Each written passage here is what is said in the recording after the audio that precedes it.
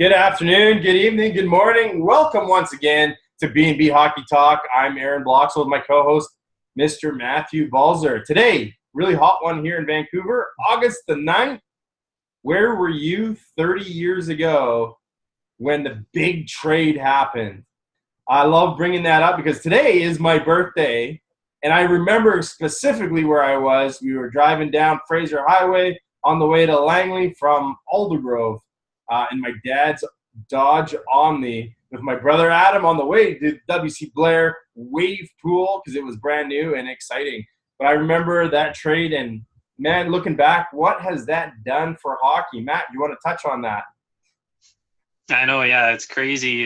Just like, well, it's like I wasn't born when this trade happened, but yeah, just the development like in the California states with Anaheim, LA, and San Jose, and then you go to like the Florida states with Tampa and Florida.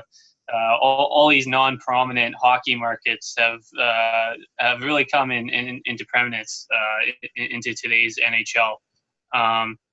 But yeah, and guys like Austin Matthews, I think we were talking about before, guys like Austin Matthews, who was born in Arizona. I don't think you would ever see these guys even thinking about playing hockey if it wasn't for Gretzky going to California. Yeah, he really opened it up, and I remember one of the big motivating factors behind it was money because of Peter Pocklington, the way he was running that Oilers organization, and was really needing money at the time. And I believe Gretzky got $1 million, and it was unheard of at that time. Now, in the way the business is set up, it's $1 million is what they pay like the athletic trainers sometimes, right? But hey, it made the Los Angeles Kings into almost an instant cup contender. And in 1993, Gretzky did bring them within one game of going to the Stanley Cup, I guess. Yeah, they beat the Toronto Maple Leafs in the Western Final, and they ran into an incredible, hot Montreal team that won a record 11 overtimes that year. And I remember just about every game went to overtime, and Montreal would win. It was crazy. But Gretzky did a lot for the sport, the great one, as everybody calls him. And, he really was an ambassador for the game, still is to this day. He just became a spokesperson for one of the KHL teams.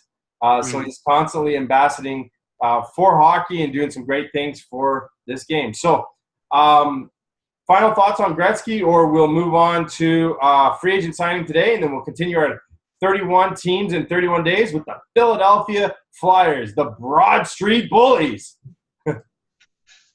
So just one minor signing today. The Arizona Coyotes gave Christian Dvorak a 6-year extension worth $26.7 million. That's a 4.45 cap hit. Really good signing. He's only 22 years old right now. He had 37 points in 78 games last year and has a lot of upside. So locking him up for 6 years, that will take him close to 30 years old, and that'll be through most of his prime years if he develops into what he was drafted as a big playmaking, high offensive forward. All right. Well, let's get into the Philadelphia Flyers. Start us off with their possible forward combinations, and then we'll get right into the heart of their roster. Oh, right. Yeah. So the Flyers last year, they moved some of their forwards around in positions, and man, did it pay dividends. Their top line will be Claude Giroux, Sean Couturier, and Travis Konechny. Giroux was just an absolute beast for Philly last year, getting 102 points in 82 games, which was a huge step from his year prior. And Sean Couturier really came into his own last year with 31 goals and 76 points. And prior to that, he'd been more used as like the third line center. But moving Giroux out to the wing allowed Couturier to get his offensive game going, and he's become one of the best two-way centers in the NHL. And Travis Konechny, I believe a cousin of Bo Horvat, had a great year for Philly as well, getting 24 goals and 47 points. last year, and he really took off when he got moved up the lineup onto that top line. The second line I have is their big free agent signing, James Van Riemsdyk, Nolan Patrick, and Jakub Voracek. JVR had a great year with Toronto. I believe he had 36 goals or somewhere around there, and should help Philly's already great power play that they have with a good net fronts presence. Nolan Patrick started off pretty slow in his rookie year, but in the second half of the season really started to take off, and he ended up with 30 points in 73 games. And I could see a bump up to around 50 points in his sophomore year. And Voracek also had a great year with 85 points in 82 games. They separated him and Giroux this past season, with them only playing mostly on the power play together. The third line I have is Michael Raffle, Jordan Wheel, and Wayne Simmons. Simmons could be a guy that moves up in the lineup. He's sort of along the same lines as JVR, crash and banger. And he also had a pretty decent season, 24 goals, 46 points. Wheel, who the Canucks had been looking at in that offseason where he became a UFA, decided to stay back in Philly. Only had gotten to 69 games, but had 21 points. But if they keep Giroux on the wing, that third line center spot should be his. And the fourth line I have is Scott Laughton, Jori Lehtera, and Dale Weiss, the Danish Wayne Gretzky guy in the lockout here over there. But yeah, Lehtera, Philly decided not to buy him out in the offseason. He still has 1 year, $4.7 million. He only had 8 points in 62 games last year, and that contract was handed to him out by St. Louis. But it looks like Philly will just ride him out till the end of this year, and then he'll become a UFA. And Dale Weiss was sort of in and out of the lineup, but he should be a fixture on their fourth line. He only got into 46 games last year and only had 8 points. And Scott Laughton is a big banger on the fourth line. And their one extra forward I have is Taylor Lear, who made the team out of training camp. Only got into 39 games, but had 5 points. Well, it's a forward group with the JVR signing that's added some size. They are actually a really good size forward group. And those top two lines are definitely deadly. Their big hurdle is getting through the playoffs because they're in a ridiculous division. No matter who they end up facing, as long as they make the playoffs, they're going to be in tough. And just, that depth that they have is actually not too bad. They have a couple of prospects that may see a splash in this team this year at that forward group. But I really feel that they've definitely improved their depth. But, if they can stay healthy, look at how, the points Giroux and Voracek put up every year. And I really believe that they're going to have another good regular season. But for me, they're the team that needs to take another step in the playoffs if anybody wants to take them seriously. So let's go over some of their defense. They do have some young players still in the lineup. This defense is really young, other than a couple of guys. So let's go over their top two guys are going to be Shane Gostisbehere and Ivan Provorov, who's their first-round pick in 2015. Had a really good breakout season last year. And Gostisbehere, of course, the year before had an incredible breakout season, followed it up with another good season last year. Those two guys definitely can bring the offense from the back. And over the years, I've looked at their team. I've always had question marks on their defense. This year, they look really young. They look like they're moving in the right direction anyways. And my next pairing I have is young Travis Sanheim with experienced Radko Gudas, who everybody loves to hate. The guy can play pretty solid defensively. He can play mean, and he can play dirty. Their third line is a young Swede, Robert Hägg, who I believe they still need to sign this year, and experienced defenseman Andrew McDonald. They have a couple of younger players that are going to push for spots on this team in Christian Folin, rookie Sam Moran, who is actually out until middle of February of 2019 with a torn ACL. So he may or may not make his debut Well, he may or may not play this year with the Flyers. He'll more than likely have to go to the farm team in order to rehab that injured knee. Other rookie is Philip Myers, who missed most of last season's with a groin injury. It was a really nasty groin injury. Missed the first half of the entire beginning part of the season. But when he came back, he managed to get in 50 games with their AHL team and 21 points. Now, Matt's frozen. I don't know if he's still there, if we're still on the air, but we'll keep on going. So, oh, Matt's back. He's back. So, Matt, you want to touch on the defense before we go into the goaltending? Okay, yeah. Goss Despair is one of like the elite offensive defensemen in the NHL. 65 points in 78 games. He just lives off those power play points on that top unit. Provorov is actually one of my favorite young defensemen in the NHL. I think he had 41 points, but 17 goals for a defenseman. Was somewhere in the tops in the league last year for defense. Yeah, Sanheim will be the most intriguing to see how he does because in the American League he was like a point-a-game player. He had 16 points in 18 games in the American League, but in the NHL he only got into 49 games but had 10 points. But with the way Philly's been drafting on the back end, I've really liked what they've done there and should have a lot of experience as these guys grow older and into their prime.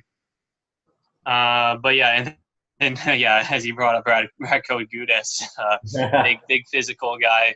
We'll see if he can stay away from the suspensions this year. But when he is playing at the top of his game, he's one of the toughest defensemen to play against.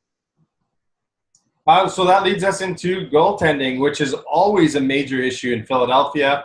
As we know, we've had some characters in there like Tommy Soderstrom, and then, of course, the biggest character of them all, Ilya Bryzgalov. But their goaltending, to me, is always a question mark. And, man, they can't wait to get their hands on some of their prospects, I'm sure. So both of their goalies will be UFAs at the end of the year. But it'll be Brian Elliott and Michael Neuwirth returning back in net. Elliott played really well before he got injured. I forget exactly. It might have been a groin injury or something along those lines. But he had 23 wins in 43 games, and his save percentage was just below 91%. Neuwirth also battled with injuries.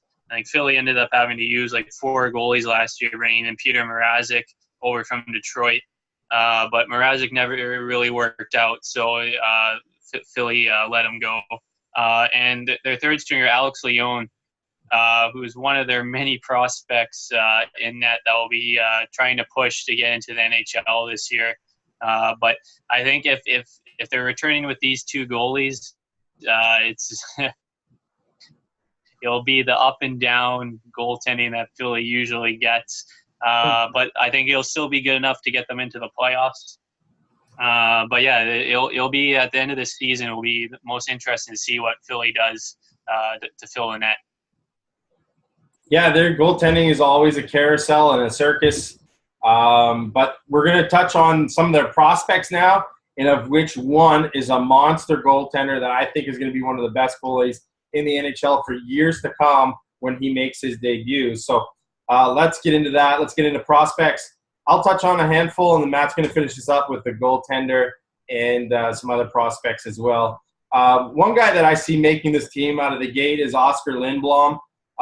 He played 23 games last year in the NHL, only had 6 points in minimal amount of ice time. But in the AHL, with the Phantoms, he had 54 games, 34 points, and he's projected to play on either the third or fourth line this year and get some more regular time. We already touched on Philip Myers, who had made the team out of camp last year, but missed the majority of the first half of the season with a groin injury, ended up in the minors. He's somebody that I can see making this team out of the gate. They've also got rookie Sam Moran, who we talked about, who's out until at least February, so more than likely won't be making his or playing for Philadelphia this year. Let's talk about their picks from this year. They got Joel Farabee, who played for the U.S. national team. And this guy's an offensive dynamite. 62 games with the U.S. national team, 76 points. This guy can put the puck in the net and play well. He's committed to playing the NCAA this year with the Boston University. And I would watch for him in the next year or two to making his NHL debut. Now, later in that same first round this year, they picked up centerman Jay O'Brien, who played for Thayer Academy. I'm not exactly sure where that is, but I'm guessing that's a college or a high school out of the U.S. I apologize to my American fans and friends if I'm butchering that, but he played 30 games and had a whopping 80 points. And this guy, again, he's also very projected to be a highly offensive player. He's locked into play in the NCAA this year with Providence College.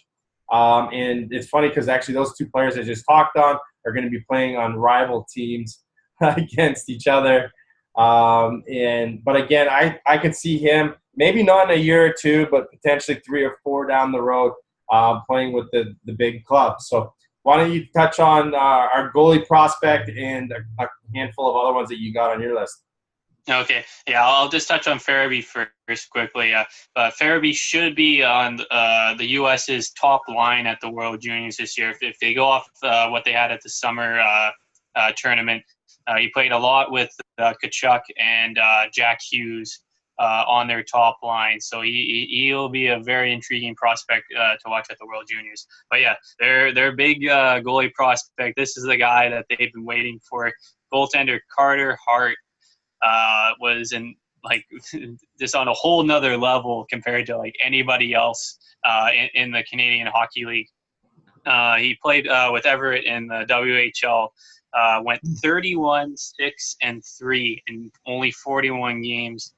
With a .947 save percentage and 7 shutouts and a goals against average of only 1.6. And in the playoffs, he went 14-5-3, had another 2 shutouts and a .921 save percentage. And he helped Canada win the gold this year's World Juniors. But yeah, and I believe he was named goalie of the year in the Canadian Hockey League. This is everything that the Flyers have been waiting for is that big number 1 goalie in net. But yeah, and they also have a couple other goalies coming up in the system. Leon, who I mentioned earlier, and Felix Sandstrom, who was a 3rd-round pick in 2015. He was only a backup in the Swedish Elite League last year, going 5-6 with a .903 save percentage. A couple other prospects I have is Matthew Strome, who's the youngest brother of Ryan and Dylan. He was a 4th-round pick in 2017. He had 37 goals and 68 points in 65 games for Hamilton, and went to the Memorial Cup with them this past year. Also, Michael Viccioni, who was a college signing a couple of years ago, had a really good year in the American League. Had 40 points in 65 games. He could be pushing for a 4th-line spot for their team this year. And lastly, 1st-round pick in 2017, Morgan Frost had 112 points in 67 games for Sault Ste. Marie in the OHL, and had another 29 points in 24 playoff games. This will be another guy that will probably star for Canada at this year's World Juniors. He had a pretty prominent showing for Canada at the summer camp. But yeah, he's another center that will be coming up. So a lot down the middle with Nolan Patrick, O'Brien, and Frost coming up. And of course, 2016 first-round draft pick German Rubtsov, another centerman that they have, who had 43 points in 49 games in the Q last year, and helped Katie Bradhurst Titan get to the Memorial Cup, where he got another couple points in 4 games. So some important prospects they have there. But Carter Hart, he basically shattered Carey Price's records in the Canadian Hockey League last year. He is going to be very similar to what Carey Price was like coming out of junior. I think he is the best goalie right now outside of the NHL. And believe it or not, the team that struggles with goaltending actually own this guy. So hopefully they can get him a contract and get him playing very soon. If he has a good camp this year, I wonder what they're going to do with him.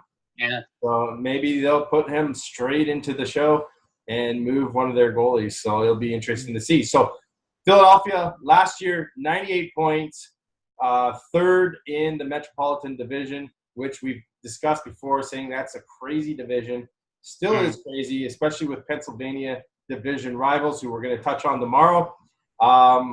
Where do you see them finishing this year, and what do you think they're going to do?